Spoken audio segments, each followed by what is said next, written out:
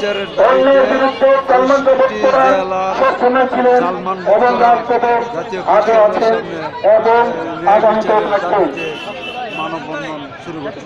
সামনে তাদের অবস্থান, তারা প্রধানমন্ত্রী তারেক রহমানের দৃষ্টি আকর্ষণ করছে এবং আপনারা যে ব্যানারগুলো দেখতে পাচ্ছেন যে মাননীয় প্রধানমন্ত্রী আপনার অঙ্গীকার ছিল ন্যায় বিচার প্রতিষ্ঠা করবেন, আমরা এই রাষ্ট্রের কাছে সালমান ব্যবস্থায় ন্যায় বিচার চাই। ৬৪ জেলা থেকে তার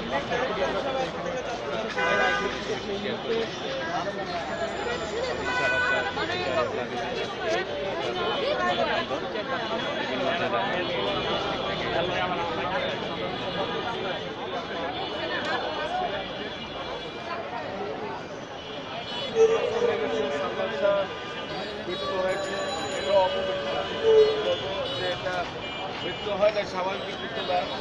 আমি চিফ স্টেট ডাইরেক্টর এবং চলচ্চিত্র অভিনেতা।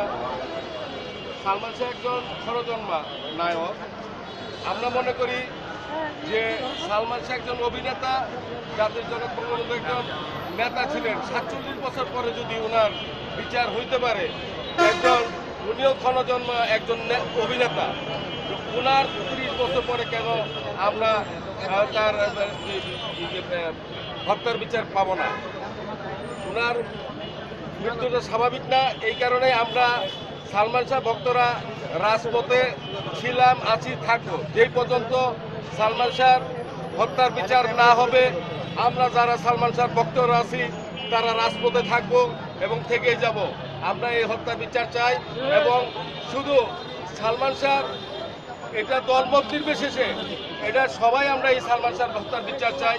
আমরা মনে করি যে বর্তমান সরকার যে পদক্ষেপ নিয়েছেন, আবার পুনরায় তার লাশ উত্তোলন করে ময়না তদন্ত করছে, আমরা মনে করি আমরা সঠিক বিচারটাই পাবো, এই প্রত্যাশাই আমরা করছি।